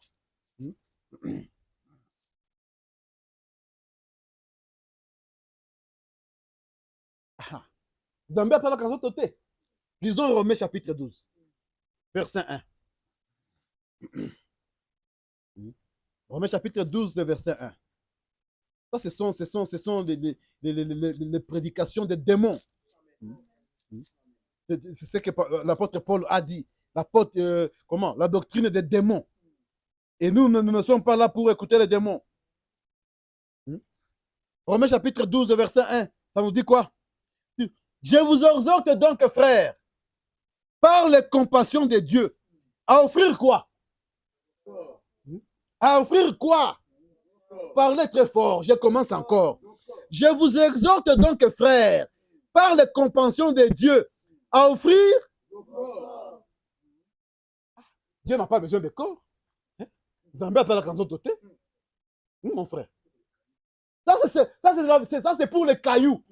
Mais pour nous qui sommes fils et filles de Dieu, nous qui sommes des aigles, il dit ceci, je vous exhorte donc, frères, à offrir vos corps comme un sacrifice vivant. Amen. Pas comme un sacrifice mort. Non, non, non, non, non, non, non. Comme un sacrifice vivant, qui est comment? Qui est saint, amen, agréable à Dieu, ce qui sera de votre part une culte raisonnable. Quand vous offrez nos corps, à Dieu, qui doivent être saints, cela est un culte qui est agréable à Dieu. Et dans 1 Corinthiens 6, qu'est-ce qu'il dit encore là-bas? Lisez avec moi 1 Corinthiens 6, chapitre 15, verset 15. 1 Corinthiens 6, 15. Si vous l'ignorez, il y a maintenant l'apôtre Bémation qui nous dit ici. Il dit quoi? Mais savez-vous pas que vos corps sont des membres de Christ? Hein? Frères bien-aimés, sœurs bien-aimées, ne savez-vous pas que vos corps sont des membres de Christ? Je peux lire la suite. Il dit, prendrai-je donc les membres de Christ pour en faire les membres d'une prostituée? C'est là où on a commencé avec frère Stéphas. Hein? Quelqu'un qui est là, qui s'appelle chrétien, qui prend son corps, qui va comment je vais dire là? Qui va l'unir avec une prostituée. Le corps de Christ. Est-ce que nous comprenons vraiment ce que nous sommes en train de faire? Des frères bien-aimés, ne savez-vous pas que vos corps sont les membres de Christ? Il n'y a que les démons, les cailloux, amen, qui peuvent vous prêcher ces choses-là. Ça, c'est la Bible. Nous croyons les Écritures. Dieu nous a donné à comprendre les Écritures. Il dit que nous puissions donner nos corps comme un sacrifice de bonne odeur. Il dit que c'est un culte que Dieu préfère, que Dieu veut avoir. Amen. Dieu nous dit, est-ce que vous savez aussi que vos corps... Quand Dieu nous sauve, il sauve tout. Amen. Il sauve tout pour sa gloire, pour son honneur. C'est pourquoi il nous dit quoi? Que je ne devrais prendre mon corps et l'unir à une prostituée. C'est pourquoi lorsque Paul avait appris quelque chose comme ça, il a directement, il n'a pas même entendu. Il a jeté quelqu'un entre les mains de Satan. Il a jeté quelqu'un entre les mains de Satan. Parce que la Bible nous dit quoi? Les frères nous dit, il dit que sur la croix, tout a été racheté dans le seul corps de Christ. Et le corps, et l'âme, et l'esprit. Dieu a tout racheté là-bas. Il n'a pas laissé quelque chose qui deviendra un membre du diable. Non, non, non, non, non. Il s'est tout donné. Parce que nous tous, avec tout notre être, nous appartenons à Dieu. Amen. Nous appartenons à Dieu.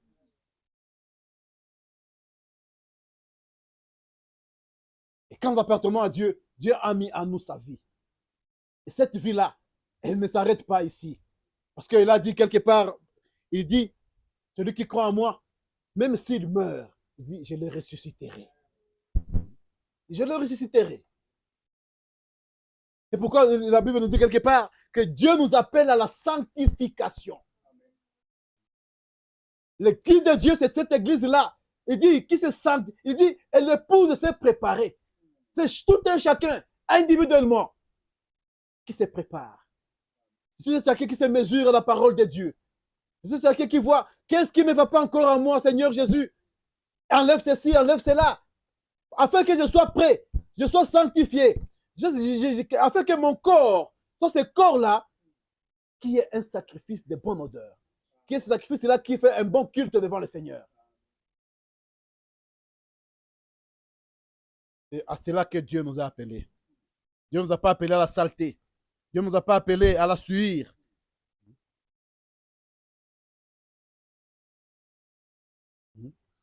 Frère Branham dit, lorsque Dieu a ressuscité Jésus d'entre les morts, il vous a aussi ressuscité. Donc ce matin, nous sommes les gens qui sommes ressuscités. Nous ne sommes pas des morts.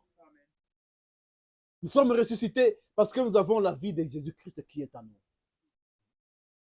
Nous avons la vie de Jésus-Christ qui est en nous. Et cette vie-là, c'est une vie qui est une vie éternelle. C'est une vie qui est vivante. C'est une vie qui n'a pas de fin. Je peux donner le numéro 87, je pense. Et qui sont ces gens-là que Dieu, pour lesquels Jésus est venu mourir? Il n'est pas venu mourir pour les gens qui sont propres. Il n'est pas venu mourir pour les gens qui n'avaient pas le péché. Mais il est venu mourir pour les gens qui étaient sales. Et ce matin, c'est que Dieu nous demande. Ce matin, c'est que Dieu veut. Ce matin, et que nous puissions venir tels que nous sommes à lui. Et il va nous vivifier. Il va mettre son esprit en nous. Pour que cet esprit-là, qui avait ressuscité Christ, ces jours-là, ça puisse nous ressusciter. Si c'est la mort, c'est par la mort que je verrai Dieu. Mais je dois mourir avec cette assurance-là, que cet esprit qui a ressuscité Christ habite en moi aujourd'hui. Habite en moi ce matin. Habite en moi maintenant. Pour que ce jour-là, je ressuscite avec lui. Dieu dut aimer un pécheur comme moi. Il a changé ma tristesse en joie. J'étais sans repos, il m'a ramené. Quel est ce merveilleux amour, oh, oh, oh, quel merveilleux amour. Quel merveilleux amour. Que Dieu fait quoi? Que Dieu aima un pécheur tel que moi. Dieu a aimé un pécheur comme moi. Oh Dieu Tout-Puissant. Et Christ s'est donné. Il a dit, je donne ma vie et je le donne librement. Il n'y a personne qui me l'a arraché. Et cela a coûté sa mort sur le calvaire. La langue humaine n'a pas de noble thème. N'a pas de noble thème. Comment cet amour qui me sauva. Oh, quel merveilleux amour, mon frère. Quel merveilleux amour, ma soeur, qui t'a sauvé, qui m'a sauvé.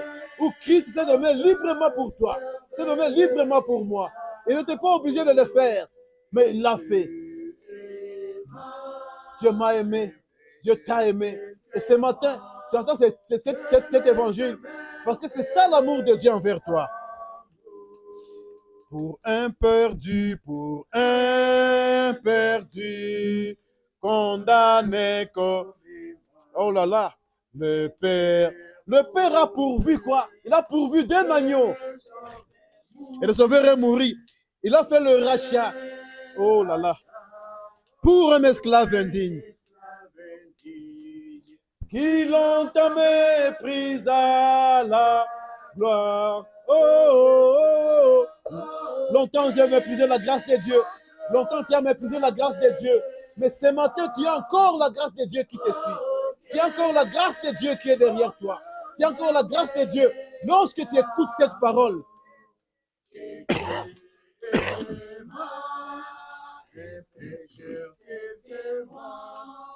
quel est ce merveilleux amour. Et maintenant, il m'a pris, oh Dieu Tout-Puissant. Dieu maintenant, il me prend comme fils, il te prend comme fille, mais il dit que tu n'es plus serviteur. De l'autre côté là-bas, il y a les cloches qui sonnent. Oh là. Ses bras, ce matin, sont largement ouverts pour toi, pour moi. Dieu veut que nous puissions venir seulement, que nous puissions lui regarder les péchés, que nous puissions lui dire, Seigneur, je viens à toi. Oh Dieu, je te livre mon corps, je te livre mon âme, je te livre mon esprit. C'est ça que Dieu veut que tu puisses lui dire ce matin. Parce qu'il a donné sa vie. Dieu l'a fait dormir ces jours-là. Parce que tu devais sortir vivant. Alléluia. Il n'y a pas un merveilleux amour que cet amour de Dieu. Que Dieu vous bénisse au nom de Jésus-Christ. Merveilleux amour. Oh, quel merveilleux amour. Et Dieu aimant un pécheur tel que moi. Quel est ce merveilleux amour. Oui, prions pour que ceux qui sont en ligne soient déconnectés. Et puis nous, on va prendre 5 minutes encore pour clôturer. Prions le Seigneur. Bienveillant Père Céleste, nous bénissons ton Saint-Nom, Seigneur, de ce que tu nous as dit dans ta parole, que vous êtes fils, vous n'êtes plus esclaves. Et tu as ajouté dans ta parole, tu nous as dit, que le fils de la maison connaisse les secrets de la maison. Mais ceux du dehors ne connaissent rien. Et c'est pourquoi, Père éternel, tu nous as révélé ta parole, ô Dieu. C'est pourquoi, Seigneur, tu nous donnes les secrets, Père éternel. Tu nous montres nos origines, ô Dieu, d'où nous sommes venus, ô Père éternel. Que nos cœurs ont bouillonné, Seigneur, lorsqu'on a écouté ta sainte parole, car elle est vraie et elle est digne d'être reçue, ô Père éternel, que ton nom soit richement béni. Seigneur, nous ne t'avons rien donné et nous ne t'avons rien demandé, mais par la grandeur de ton amour, tu nous as prédestinés pour entendre cette parole ce matin. Seigneur Jésus-Christ, nous qui n'étions pas dignes, Seigneur, d'écouter cette sainte parole, mais tu as versé ton sang pour nous. Tu as été fendu à la croix, afin que, Seigneur, nous puissions être tirés de tes côtes.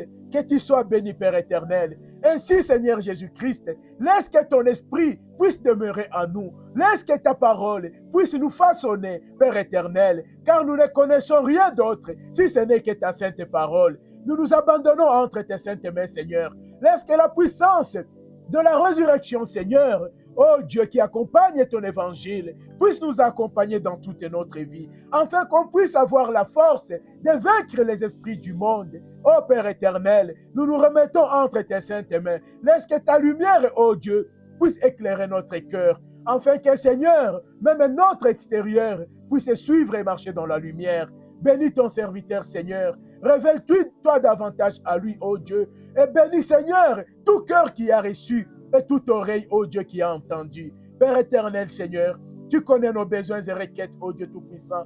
Laisse que, Père, nous puissions encore te glorifier lorsque nous allons voir, ô Dieu, la manifestation de la réponse, ô Dieu, de tout ce que nous te demandons. Car tu nous as dit, demandez et vous recevrez. Et toi, tu es le fidèle. C'est pourquoi tu nous demandes dans ta parole de te mettre, oh Dieu, de mettre notre confiance en toi. Oh, nos frères et sœurs qui ne sont pas ici en présentiel, mais qui sont, oh Père éternel, oh Dieu, en ligne, que ta parole aussi le bénisse. Nous te le demandons au nom glorieux et puissant de notre Seigneur et Sauveur Jésus-Christ. Amen. Est-ce que vos cœurs sont joyeux? Oui, vous savez,